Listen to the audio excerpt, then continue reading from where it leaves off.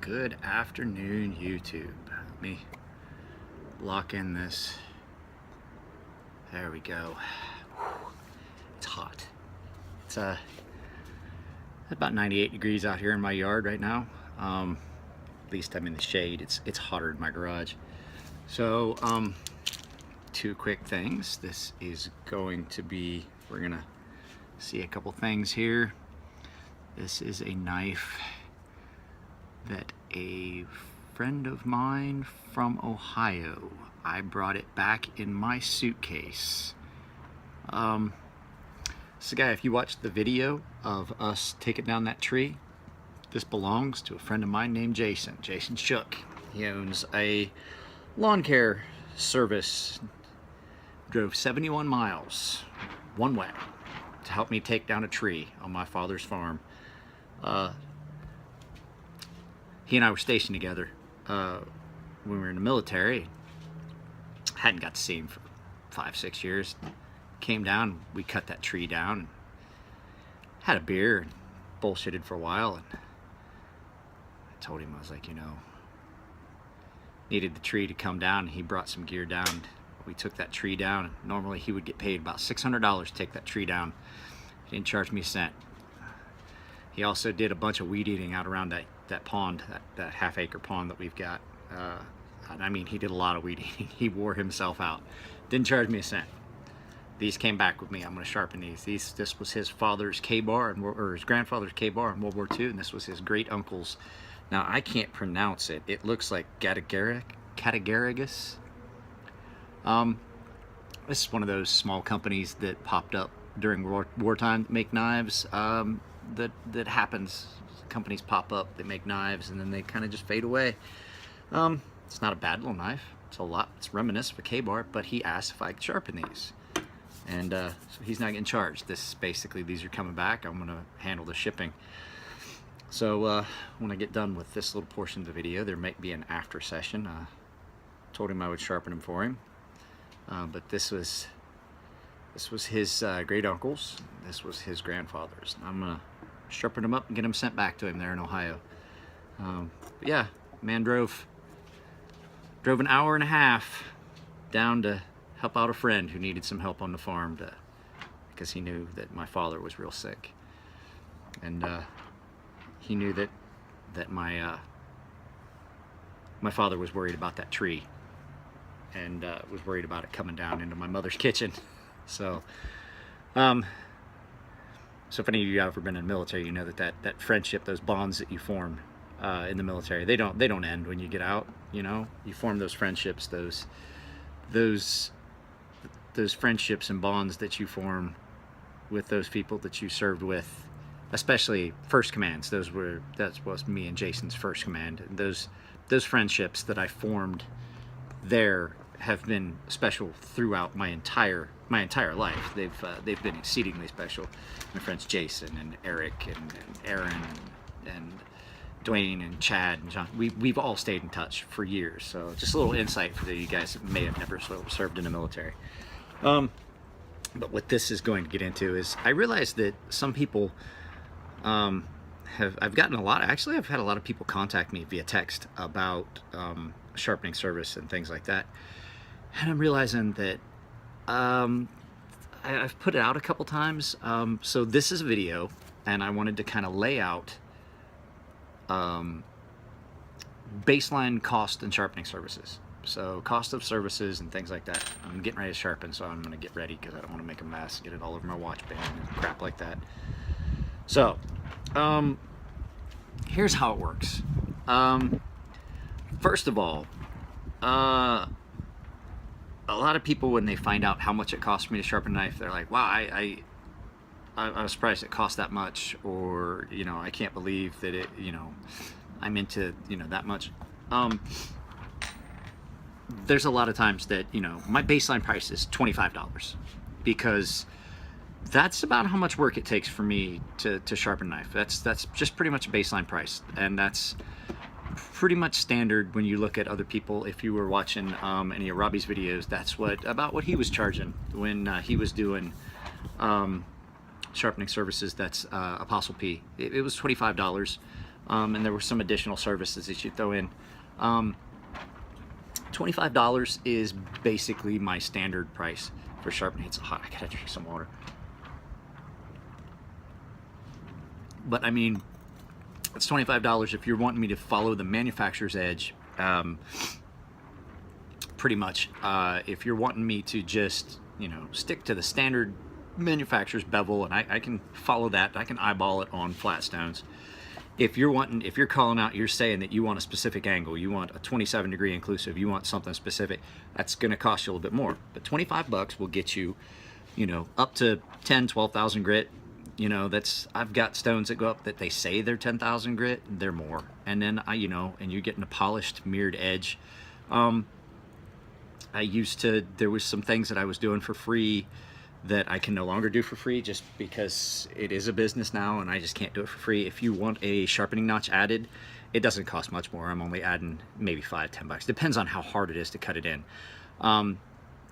Until I get a little Dremel, a nice little Dremel or something like that, that make it easier, until I can offset the cost of that, and then it may drop back down. It might be free once I can, you know, offset that cost. But right now I'm cutting them in by hand with diamond file, and I'm doing them all by hand, so I have to account for that amount of work that's going into it. But you know, it's not like I'm charging 20 or 30 bucks. And it depends on how hard the steel is. I'm not charging like 30 bucks to cut in a sharpening notch. But if that's something you want, I can do that. I can throw one of those in. That's a little bit of additional. But I'm not trying to break the bank on that. The turnaround time, if I have a lot of knives on the bench, if you want your knife back the next day, if you want your knife back in the mail the next day or the day after, depending on how really busy I am, I've decided that I will charge a $5 express fee. Now, however, I'm not going to, if I don't have a bunch of knives in the queue, like today, if you were to contact me today and say, hey, I'm sending you my knife, it'll be there in a couple days, do I need, you know, I want it back, when you get it, I want it back in the mail the next day, I'd be like, all right, cool, there's no problem. Because right now, I did one other knife here a little bit ago, and cleaned up a little bit, got the stones back in water because it's hot, and they dried out a little bit, and then I'm gonna do these two, and that's basically it. So I wanted to stop and make this video. So, you know, right now I wouldn't even think of charging someone an express fee. I'm not trying to screw people. I'm not going to charge people an express fee if there isn't one. So you're looking at $25 if the blade is in good shape. There's no nicks and chips. If I'm not having to, I mean, even if there are some minor nicks and chips, you're still looking at a basic fee. If you've got a pretty significant, if you've got chips and stuff that I'm going to have to do some work to take out, you're looking at additional work and wear on my stones, and I'm going to have to charge an additional fee. But I've pretty much decided I don't want to charge people much more than about $35. Now, I say that, but there are some extenuating circumstances. There's a young man that contacted me, his name's Caleb, and he contacted me and he wants me to do a full, great big, it's massive, and these meds, I'm drawing a blank. I know what it is. It's a kukri, a full kukri, like a combat kukri. It's a big one, and he wants a sharpening notch cut in it. So for that one, I'm going to have to borrow a Dremel to do it. So sharpening notch is going to have to go in. So his is going to be significantly more than the $35 mark that I usually cut out pricing at. But I mean, we already talked about that. He knows it's not an average knife. It's damn near a sword. I mean, it's a machete. And it's gonna take a significant amount of work. So baseline price is basically me taking a knife, following the manufacturer's edge, just sharpening that, bringing it up to apex, refining that edge, sending it out sharp, maybe bringing it back a degree or two if I don't feel that, but I'm not going to charge you for that if I just feel that it needs to come back. Now, if you're looking at something like you send me a knife and it's a really, really, really obtuse, steep angle and you want it brought back thin to make it a slicer, then you're going to have to pay me, because that's a lot of wear. That's a lot of wear. So you're gonna have to pay me to do that amount of wear on my stones, especially if you're requesting a specific angle and I'm having to do it on the Edge Pro, because the stones for the Edge Pro are expensive. And it's not that it's more work, however, it's time consuming. So just like when you take a car to the shop, I have to look at how much time it takes. Time equates to cost. If I'm taking more time for this knife, and then I have this knife where I'm guaranteed I could knock this knife out and make that 25 bucks, and I'm spending, you know, an hour and 15 minutes on this knife, whereas I could have this knife done and out the door, you know, I'm spending an hour and a half extra on this knife because it's tedious and it's time consuming, and I have to reset, especially if you're asking for me to sharpen a knife at an angle and then do a micro bevel at another angle, or, you know, specific things like that. You want to compound. Those things cost extra. But so I just wanted to put it out there. So the other thing is, like I said, shipping. I was explaining to a customer, and they I think they may have decided against sending me the knife because they found out that I make the customer pay shipping. You pay shipping to me, you provide a paid shipping label so that I can return it back to you. Where's the thing? If I'm charging you $25 to ship a knife, or to sharpen a knife, if I'm gonna have to pay $8 to ship it back, $10 to ship it back, there's not really any profit in that for me. So what would happen is it wouldn't be $25 for me to sharpen a knife. Baseline price would be $35 or $40 to sharpen a knife, and then no one would want to pay that anyway. So I want you to keep it in perspective. If you send a knife in to be sharpened for companies that offer a service, for a paid service, I think Kai may do it for free, but I do believe that if you get a blade replacement, you have to pay for the blade, and you pay shipping to and from. You pay shipping to and from for everybody else. Companies don't pay shipping. I'm not going to pay to ship your knife. You're responsible to pay me. You want the knife to me, you want it back, you're gonna have to pay the shipping, because I can't, at the price point for sharpening the knife, pay the shipping. It's just, it's not gonna happen. It's not gonna work. So there's how that works. Now, I've had people say, you know, I can't believe $25 to sharpen a knife, but I want them, you know, people that are sending me knives, they're not sending me a $30 knife. Most people with a $30 knife look at that knife as something that they can toss. We're talking about people that are carrying the higher end knives and things like that, and it's kind of a it's kind of a lost skill. That it's kind of too bad that people don't know how to do this. But everyone where that's my dad's surprised. Everyone where I live knows how to do this. We all butchered, and as a matter of fact, I know a guy from back home, and he goes, you know, kids, when they would butcher, they didn't get the butcher. They sat at you know, knives came off this one's dull, and it went over, and the kids would sharpen while everyone butchered, because the kids didn't know how to cut to make the cuts of meat. So I'm gonna sharpen these knives, and we will take a look at them when we're done. But the purpose of this video was just kind of an explanation of the pricing and the sharpening services. Like I said, as long as there's nothing on the table, I do my best to do a turnaround. I have had Jason's knives. They were in the suitcase. We've literally been so busy that there still was stuff in the carry-on bag and stuff that hadn't gotten unpacked. And this had gotten stuff that had not gotten unpacked yet, sat in that carry-on bag. These were wrapped up in a towel and taped up, and they had gotten tossed in there. And so these literally just got unpacked, and I've been back for 2.5, 3 weeks. It's horrible. I apologize, Jason, if you're watching, but they're gonna come back to you. They're gonna come back. We're gonna see how this fares. I have never seen one of these before. We're gonna see how sharp it is when I get done. But I have sharpened a K-bar before, but not one this old.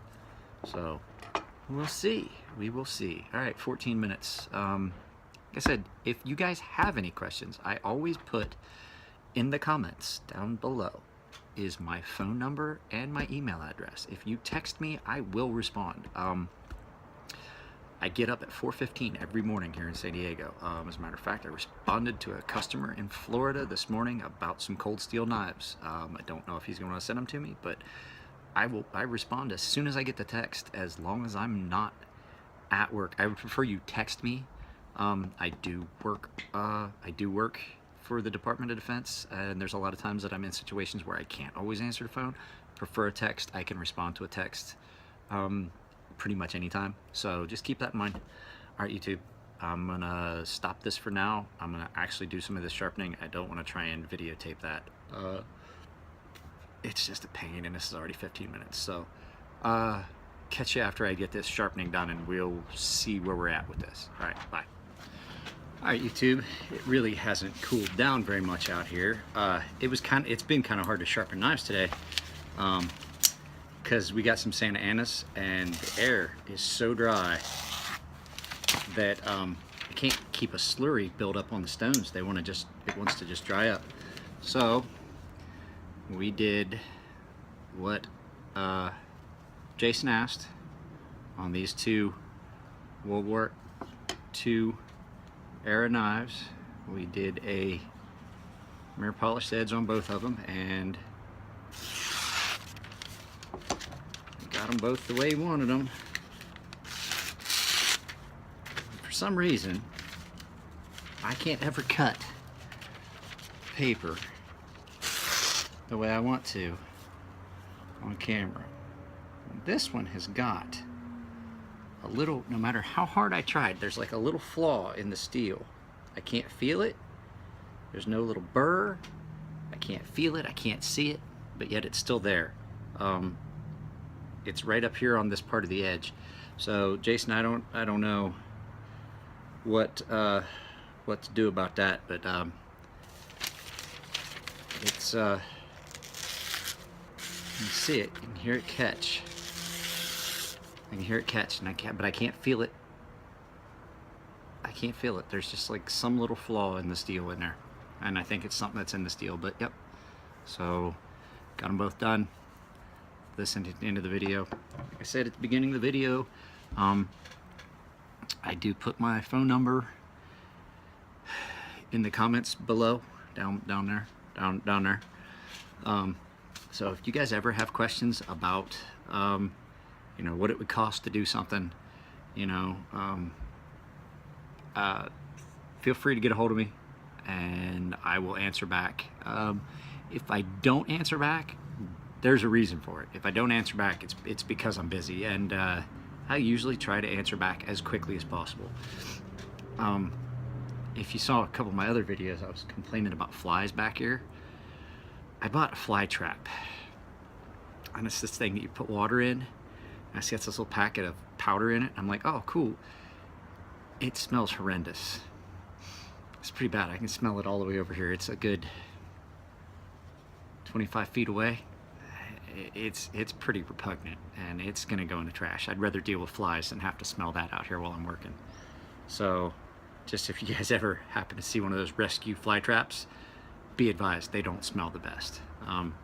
So that's it. I'm gonna go find someplace cool to sit. It's pretty hot out here.